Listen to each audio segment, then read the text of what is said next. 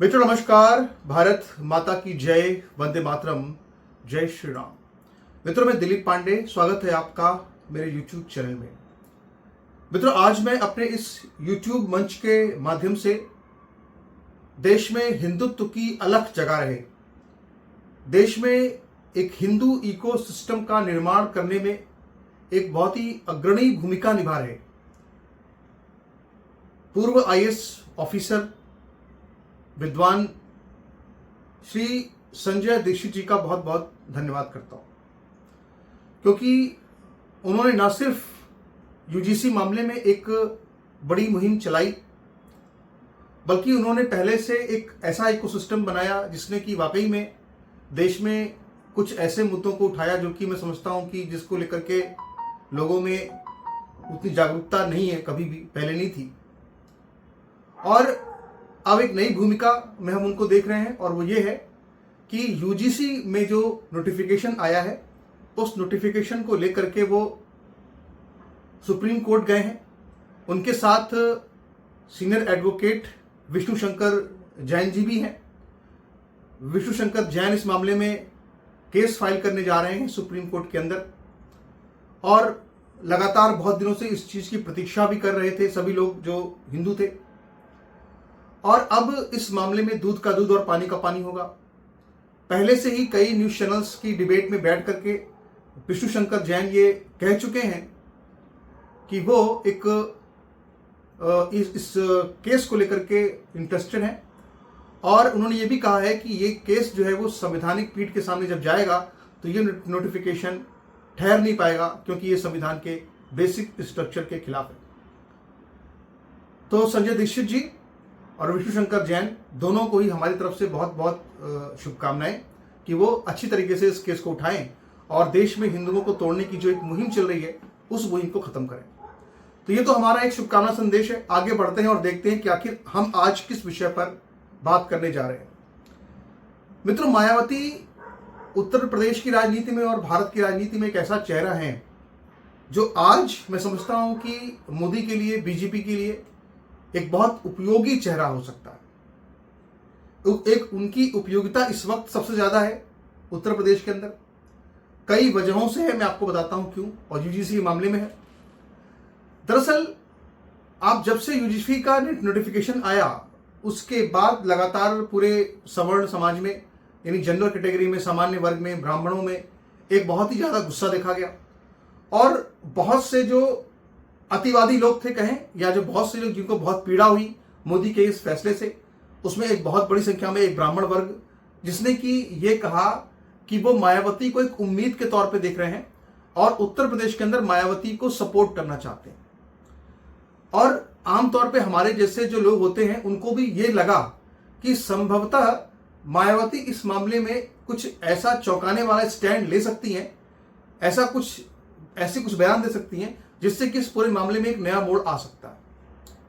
अगर मायावती इस मामले में सरकार के खिलाफ खड़ी हो जाती और इस UGC नोटिफिकेशन के खिलाफ खड़ी हो जाती और इसमें सुधार के लिए बातें करती, तो निश्चित तौर पे उससे ये जो पूरा मुद्दा था UGC का, ये डाइल्यूट हो जाता।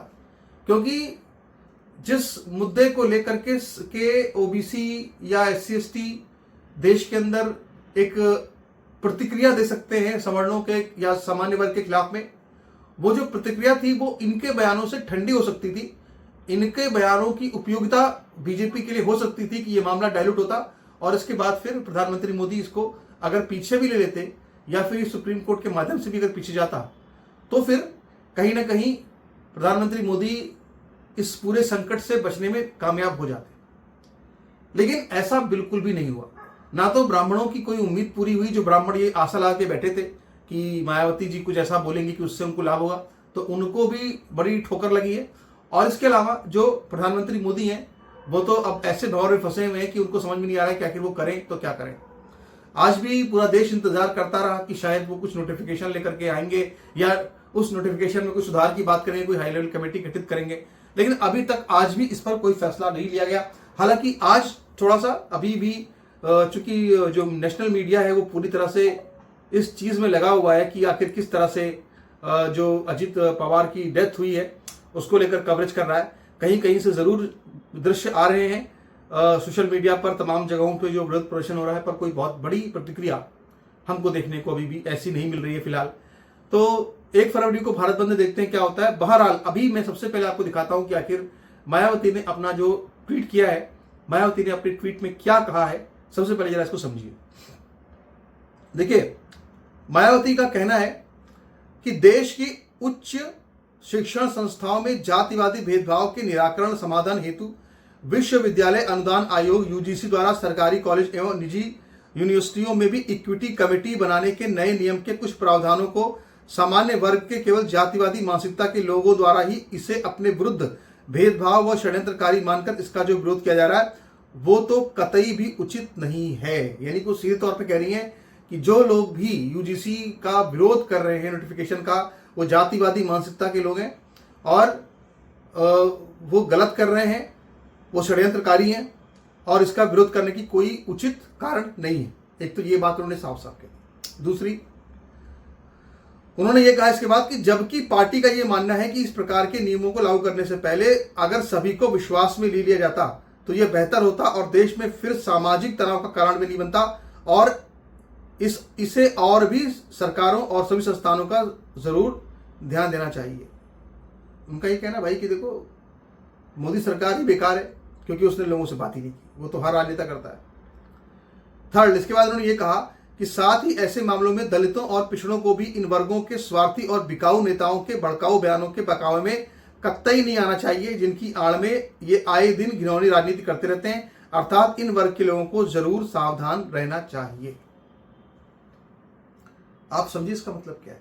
इसका मतलब यह है कि वो सवर्ण वर्ग या सामान्य वर्ग जो कि मोदी के द्वारा ठुकराया गया और अपने आप को अनाथ समझ रहा था और मायावती की तरफ उम्मीद की निगाहों से देख रहा था कि मायावती बहन जी उनको अपनी गोद में बिठा लेंगी उठाकर और उनको लाड करेंगी कि कोई बात नहीं, तुम आओ हमारे पास, हम तुम्हारा स्वागत करते हैं, हम तुम्हारी देखभाल करेंगे, चिंता बिल्कुल मत करो।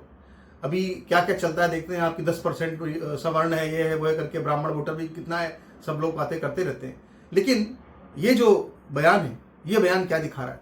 ये बयान ये दिखा रहा है कि सीधे तौर पर मायावती की जो राजनीति है वो राजनीति बहुत ही वेल कैलकुलेटेड है और वो उन्होंने हमेशा एक कदम आगे जाकर सोचा है।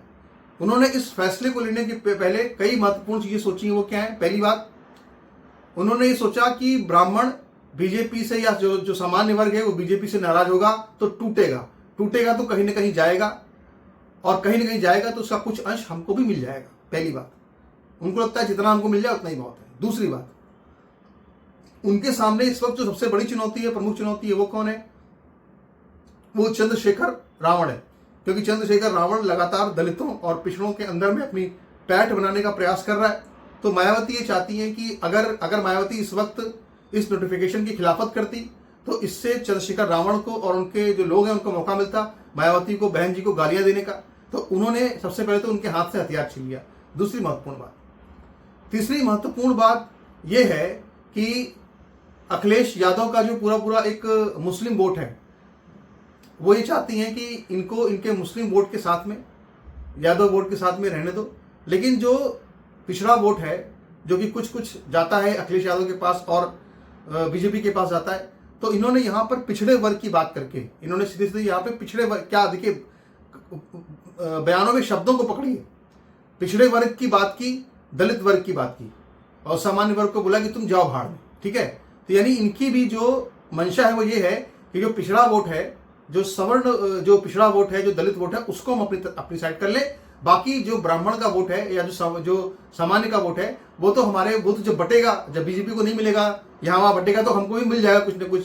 क्योंकि उनको पता है कि वो जहां पर भी कोई ब्राह्मण उम्मीदवार को खड़ा कर देंगे चुनाव लड़ने के लिए तो वहां पे उनको अल्टीमेटली ब्राह्मणों का वोट मिलेगा। अगर बीजेपी को नहीं देगा ब्राह्मण वोट तो जाहिर सी बात है फिर मायावती को देगा। यानी इसका सारांश क्या है? इसका सारांश यह है कि मायावती ने भी ब्राह्मणों को या सामान्य वर्ग को फॉर ग्रांटेड ही ले लिया। यानी कि ठीक है, इनका देख लेंगे। हालांकि मैं आपको बताऊं कि जो पूरी जनरल कैटेगरी का वोट है वो अपने आप में बहुत ही महत्वपूर्ण एक वोट है और काफ़ी उनकी बड़ी संख्या है वोटर्स की, आप उनको इग्नोर नहीं कर सकते। लेकिन अभी जो स्थिति बनी हुई है उसमें लगातार ऐसा लग रहा है कि अभी मायावती ने भी ठोकर मार दी। ठीक है, मोदी जी ने भी ठोकर मार दी और समाजवादी पार्टी की तरफ से भी अखिलेश यादव का कोई बयान तो नहीं आया है, पर रामगोपाल यादव की तरफ से बिल्कुल साफ साफ कह दिया गया है कि इस पूरे नोटिफिकेशन में कुछ भी गलत नहीं है, बस जो लोग पीछे थे उनको आगे लाया जा रहा है, इसमें कहीं कोई दिक्कत किसी को लगनी नहीं चाहिए। अब ठीक है, ये तो इन्होंने अपनी सब बातें कर दी, पर इसमें मेरा भी कुछ एक सवाल है जो मैं हमेशा लोगों से पूछता रहता हूं।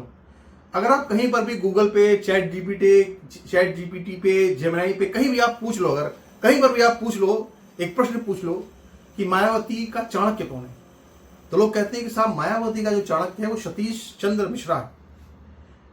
ठीक है, आप जरा ध्यान दीजिए इस बात पे, सोचिए विचार करके कि मायावती लगभग 4 बार मंत्री पद की शपथ ली और हर बार जब उन्होंने मुख्यमंत्री पद की शपथ ली तो इस बात को देखा गया कि उन्होंने सिर्फ दिखावे के लिए, यानी शुरुआत में जब पहली बार उन्होंने शपथ ली तो उन्होंने दिखावे के लिए माता प्रसाद नाम के एक दलित अफसर को जो है क्या कहते हैं कि बहुत सारे सीनियर ऑफिसर से सरपास करके उनको आगे बढ़ा करके उनको अपना मुख्य सचिव बनाया था।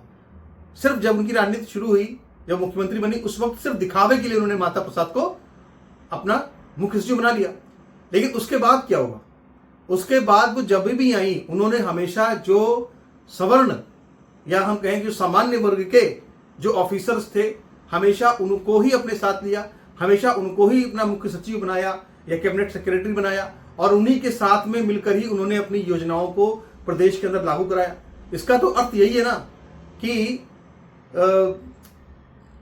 जब काम पड़े तो पंडित जी, जब काम पड़े तो पंडित जी और काम निकल जाए तो मनुवादी। इसका तो यही मतलब हुआ। तो अब आप अगर देखिए तो इनके कैबिनेट सेक्रेटरी कौन थे? शशांक शेखर सिंह थे और एक अनूप मिश्रा जी थे, एक प्रशांत मिश्रा जी थे, एक डीएस बग्गा थे। तो ये 4-5 लोग उनके जो भी रहे उसमें से एक सिख रहे, एक गुप्ता जी रहे, वो सवर्ण, वो भी सामान्य वर्ग से थे, 2 मिश्रा जी रहे और ज्यादातर कार्यकाल जो है वो जो उनका 2007 से 2012 तक का कार्यकाल था वो पूरा कार्यकाल जो था उसमें तो सामान्य वर्ग के ही लोग इनके मुख्य सचिव रहे या इनके अहम पदों पर रहे। उन्होंने ही पूरी सरकार सत्ता चलाई। ये तो बस एक अपनी फेस सेविंग के लिए वो कहते थे कि साहब जो है कि नहीं इसमें और लोग भी हैं, प्रमुख सचिव भी हैं जो कि दलित है, इस तरह की बातें कही जाती थी। लेकिन जो सच्चाई है वो तो कोसों दूर है, जो हमें हकीकत में नजर आता है। तो इन सारे नेताओं को जो आज इतनी इतनी बातें कर रहे हैं कि नहीं पिछड़ों को आगे बढ़ाना है, जो पीछे है उनको आगे लाना है, जब इनकी सरकारें थी उस वक्त उनको समझ में नहीं आया कि जो हमारे पीछे जो आईएएस अफसर हैं, जो दलित हैं या जो ओबीसी वर्ग के, उनको आगे बढ़ाकर उनको मुख्य सचिव बनाओ या उनको कैबिनेट सेक्रेटरी बनाओ।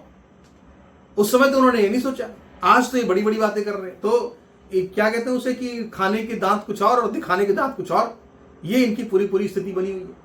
दूसरा मुझे इनसे एक और बड़ा अहम प्रश्न ये पूछना है कि आज इस तरह से जो नोटिफिकेशन आया है उसमें जिस तरह से सारा मामला क्या कंडक्ट का है कि नोटिफिकेशन जो है उसमें कोई किसी को जातिवादी अगर गाली देगा, अगर जातिवादी गाली देगा, अगर दलित को, ओबीसी को, एसटी को अगर कोई जातिवादी गाली देगा तो ऐसी स्थिति में सवर्ण जो है, जो सामान्य वर्ग है, वो फंस जाएगा। यही पूरे एक मूल भावना है पूरी नोटिफिकेशन की। अब जरा इनके जीवन की एक घटना को याद कीजिए। 2 जून 1995 को 2 जून 1995 को जब मुलायम सिंह यादव के समर्थन से इनकी सरकार जो है वो चल रही थी, मुलायम सिंह यादव तब मुख्यमंत्री थे, इन्होंने सरकार से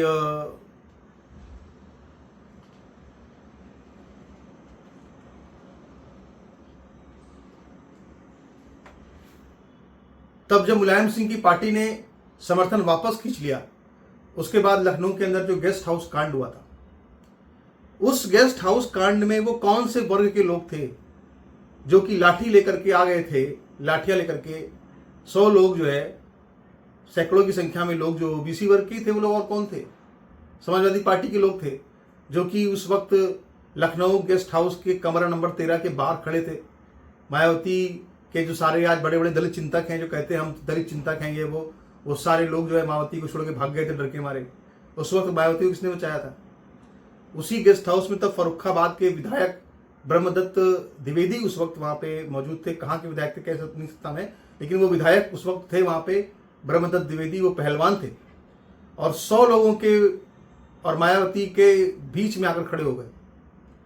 उस दरवाजे पे खड़े हो गए आके लाठी लेकर के। एक लाठी थी, एक ब्रह्मदत्त द्विवेदी थे, बाकी 100 लोग सामने खड़े थे। और किसी की हिम्मत नहीं हुई, किसी की औकात नहीं हुई कि उस विशालकाय पहलवान ब्रह्मदत्त द्विवेदी की सीमा को लांघ दे। कोई उनसे इतने लोग घबराए कि सब वहां से भाग गए। और इसके बाद उन्होंने फिर मायावती को बचाया, मायावती की रक्षा की। तो आज मायावती को ये बताना चाहिए कि उनके ऊपर उस वक्त जातिवादी टिप्पणियां करने वाले लोग जनरल कास्ट के थे कि ओबीसी वर्ग के थे।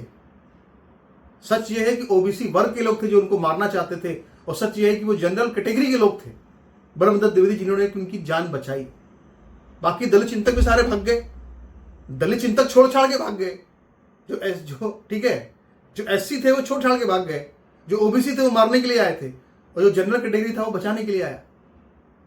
तो इसीलिए मुझे लगता है कि अच्छा होता कि अगर वो इस तरह का बयान ना देती, लेकिन उन्होंने अपनी राजनीति को देखते हुए इस तरह का बयान दिया है। हालांकि ब्रह्मदत्त द्विवेदी जो थे फर्रुखाबाद के थे, और हमेशा वो कई बार उनके आवास पर जाती भी थी, उनको अपना बड़ा भाई कहती थी, उनको राखी भी बांधती थी कि रिश्ते मेरे भाई हैं मायावती जी ब्रह्मदत्त द्विवेदी जी को। तो यही है कि भाई हर किसी के मन में एक दुख तो है, पीड़ा तो है, लेकिन अब इस पीड़ा से बाहर निकलने का उपाय क्या है? ये उपाय जो है अब वक्त ही बताएगा क्या होगा। बाकी जिस तरह की स्थितियां देश के अंदर बन रही हैं, वास्तव में देश एक गलत दिशा में जा रहा है, ऐसा हम सभी को महसूस हो रहा है। तो आपके इस पर क्या विचार है? आप अपने विचार रखिएगा, और अगर आपके कुछ सुझाव है तो फिर सुझाव दीजिएगा। चैनल को सब्सक्राइब कीजिएगा, वीडियो को लाइक कीजिएगा। नमस्कार, धन्यवाद।